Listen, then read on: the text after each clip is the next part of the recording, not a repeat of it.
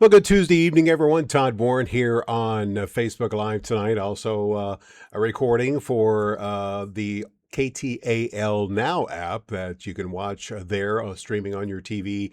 Right after we're done, I sent it up there, so it should be available in the weather section. Coming up tonight, we're going to be looking at some long-term changes, but today was a very nice day. You can see the time lapses around the area.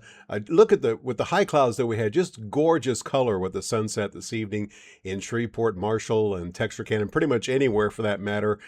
Same thing in probably DeKalb as well. You can see the colors in Marshall, the colors in Texarkana, and the colors in Shreveport.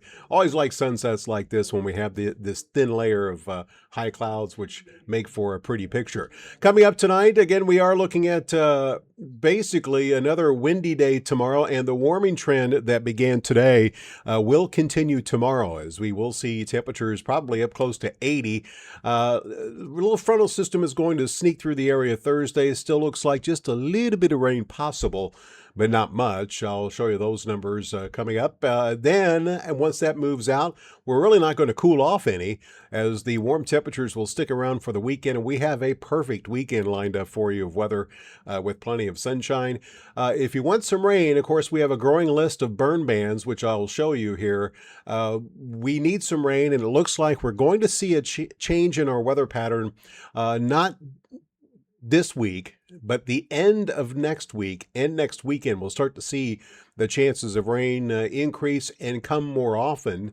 And that being said, I'll have the details on our 7, 10, and 14-day rainfall projections from the various models coming up. And still, again, we take you out in grain of salt time 2 weeks, and no cold still in sight, as we'll take you through the first third of March. Yeah, February is just about over. If you have a question or a comment, feel free to ask away. If you just want to say hello, Todd, that's great too, as it is tradition here to begin things by saying our hello. So first on board tonight is Betty. Hello there, Betty. How you doing tonight up there in Union County? Hopefully you had a nice day today. Brad and WCOK, hello to you.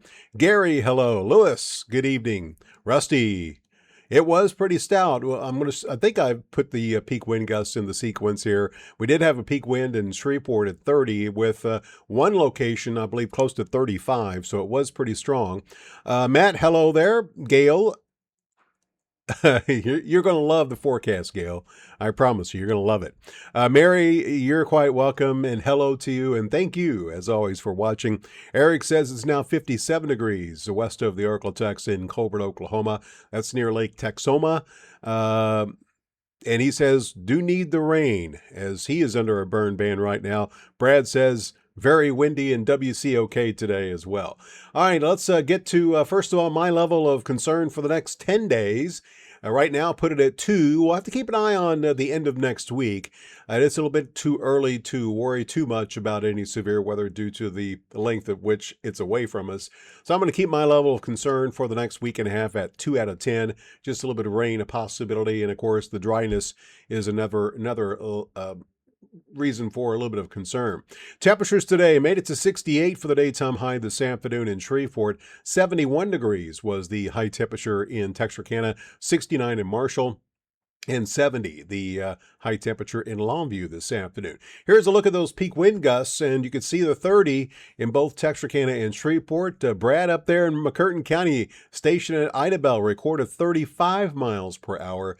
And you can see many locations seeing gusts of 30 to 35 miles per hour. And we'll see similar conditions once again tomorrow.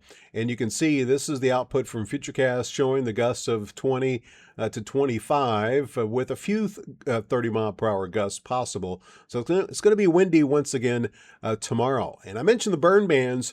I think yesterday we had, three counties or parishes? Actually 4. That were in place, and we've added a significant number.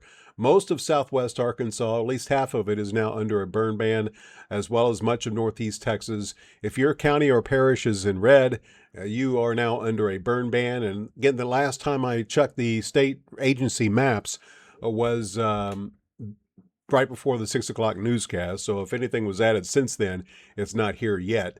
But we probably will see this map become more red here in the coming days and during the next week, as we are not looking at anything significant as far as rain. Current weather pattern. I mentioned the change which is on the way. You can see the troughiness here over the eastern half of the country, the ridging here in the west. In between, the northwesterly flow is, or the upper level wind flow is out of the northwest. And when we tend to see that happen, it brings basically dry weather. It's hard to get a decent amount of rainfall in here when this is occurring.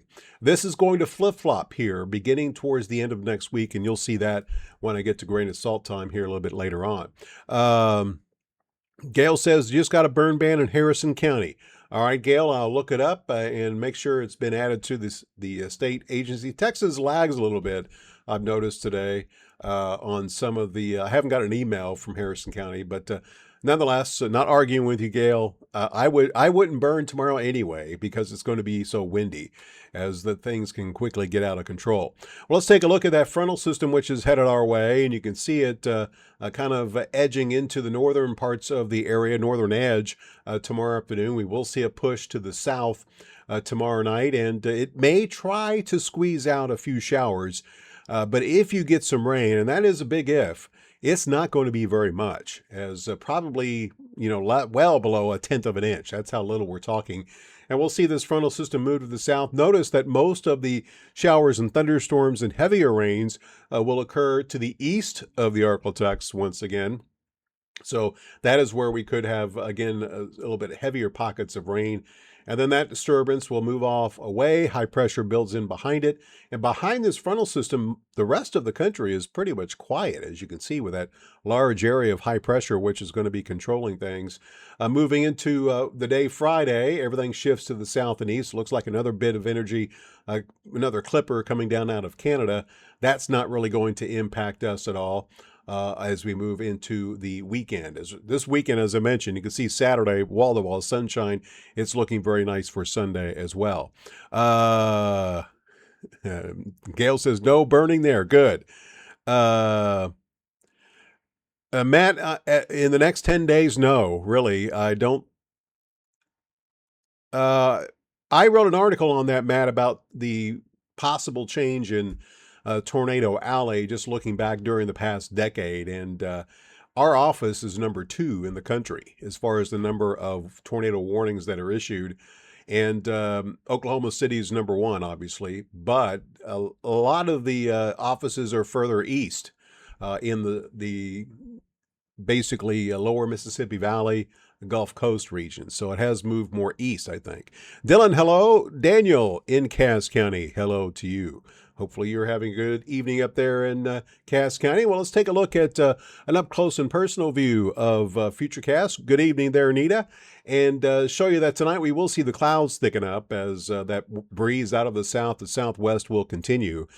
Tomorrow we start off cloudy, but I think we will see some sun mix in with the clouds in the afternoon. You can see how big the arrows are. Telling you, Futurecast telling you it's going to be windy again. I've already talked about how gusty they're going to be. And you can see heading into Thursday morning, we will see a front that's going to be stretched. Basically, you can see the wind shift here. Right about here is where that front's going to be at 6 a.m. And it is gradually going to move to the south during the day. Notice just a little bit of rain near the front. And Futurecast shows that little bit of rain will shift southward during the day. And notice we very well could end Thursday with some sunshine in the wake of this. And after that, we will see a clear sky Thursday night. Temperatures may be just a little bit cooler. Again, we're looking at 63 Thursday morning, probably upper 40s, lower 50s for lows Friday morning. But temperatures Friday only drop into the mid-70s. So we're not going to see much of a drop in temperatures. Notice lots of sunshine for Friday. We'll see a clear sky across the area Friday night. And then on Saturday, we start the weekend with lots of sunshine. This weekend is looking fantastic. Mid-70s Saturday. Actually, yeah, 81 Saturday, upper 70s, low 80s here for temperatures this weekend. All right, here's a look at, we're in grain of salt time. This, we're going to take you out a little bit farther and talk rain and temperatures. And you can see the pattern that I mentioned at the beginning. We have the ridge in the west, troughiness in the east. You're going to see this change here during the next couple of days. How this works, again, we're looking at the upper level winds, basically 18 to 20,000 feet above us, okay? And what we look for in this is these little bitty ripples. You'll notice that with these ripples, like this one right here, again, a broad one right here, notice that most of the rainfall, if you draw an axis, is on the right side of that axis, okay? That's where you tend to see more of a southerly component in the upper level winds.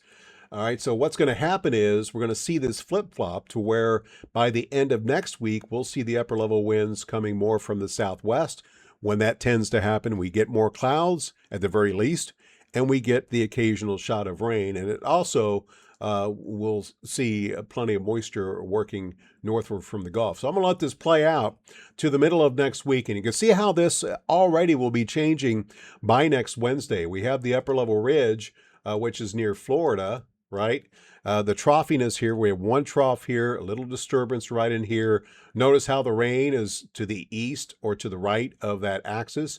So what's going to happen is we'll see these little disturbances float around the base of this upper level trough and give us the occasional round of rain. We could be looking at, starting next Friday, European shows it next Thursday, that we could see the chance of rain beginning here. And you'll see these waves of rain come through with the final push coming by 2 weeks from today.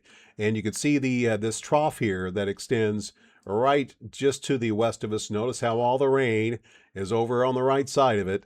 Nothing here over on the left side or the dry side with the northwesterly flow.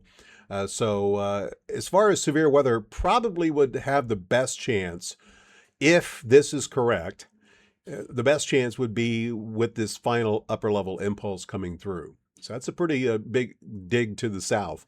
So this promises to bring us some thunderstorms. And again, that would be March 10th, 2 weeks from today. So it's a long way out, folks. Don't, mark it down on the calendar. Storms 2 weeks from today on March 10th. It's going to change some, both in timing and probably intensity, but still something to put on the so-called radar as a possibility. All right, let's switch over to rainfall. This is the next week from WPC. This is made by actual meteorologists, not just model data. And you can see they are showing 1/4 to 1/2 an inch here over the southern sections of the Arctic. A little bit more optimistic over areas south of I-20, where that front Thursday arrives a bit later.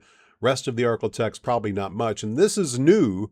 Haven't seen this here in the last couple of days. So WPC a little bit optimistic. The blend of models is not as optimistic here for the next 10 days. But you can see this takes us through next Friday. And what you're seeing here at the northern parts of the area, most of this happened late next week. This is the beginnings of that pattern change that I talked about. Again, this does not take us through the entire impact of that change before that upper level trough comes through. But as of right now, the blend of models is showing at least an inch already over the northern, up towards Brad's Way there in WCOK. Could see more than an inch by the end of next week on Friday. And we're going to add to that. Here's a look at the 14-day rainfall numbers from the various models and ensembles. And notice that we don't have, just one outlier saying, 4 to 5 inches. We got 3 of them up there in the Queen. Half of them say at least 4 inches, and at least 3 inches is a reasonable expectation. 2 to 3 inches in Texarkana, probably an inch or 2 in Shreveport as well as in Natchitoches. But notice the European even bullish further to the south with 3 and 4 inches. So this would bode well. Again, typically in a 14-day period, we get about a little bit more than 2 inches. So that would be normal in the first half of March. And it looks like we have a good shot of at least getting normal rainfall, which is something that we have not seen, especially in February. I just looked at the numbers in February. We have received about 1/3 of our normal rainfall over most of the area. So that's the reason. And with the warmer temperatures, we're starting to evaporate what water we do have in the ground more quickly. Again, we're only going, if we continue seeing as little rain as we're seeing, the drought is going to intensify faster because of the warmer temperatures. Gail, wonder if when we'll see, Gail. We'll see. Again, we are still in La Nina somewhat, kind of on the border between the two. That's a tough one. Hurricane season still June. We'll worry about that in May. Let's see. That's right. Oh, we get out of God's time, Brad. Thanks for reminding me. Not this weekend, but next weekend is when daylight saving time begins, unfortunately, and that's when all my data comes in an hour later. I don't like it. All right, let's take a look at temperatures here for the next 2 weeks. And I had to raise the red and blue lines because the normals are going up more quickly. 65 is now normal. 43 is the normal low. And so you can see the European ensembles next 2 weeks, every single day at the lowest, mid-70s. Several days in the low 80s. Lows at night, mainly in the 50s, with a couple of nights in the low 60s. Keep in mind as you look at this, 43 is normal, 65 is the normal high. So well above normal temperatures to begin. Again, this takes us through March 10th. That's 2 weeks from today.